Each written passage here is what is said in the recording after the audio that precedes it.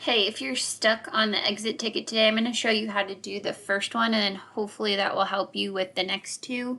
So on this first one, so 6 minus 1/5. So we have to take this 6, and we have to take one of the wholes away and then turn the other whole into a fraction. So what I mean by that is, so you have 6.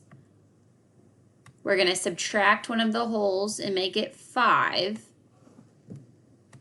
The one whole that we took away, we're now going to write in fraction form. And I figure out what fraction I'm going to use based on whatever my whole is in this fraction. In this case, it is a 5.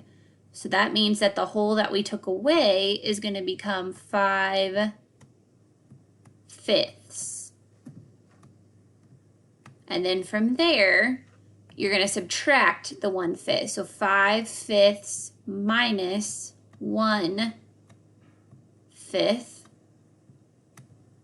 and that will equal, you're still going to have your 5 from over here, and then now you're going to solve this part right here. 5 minus 1 gives you 4, and then you know your whole is still 5.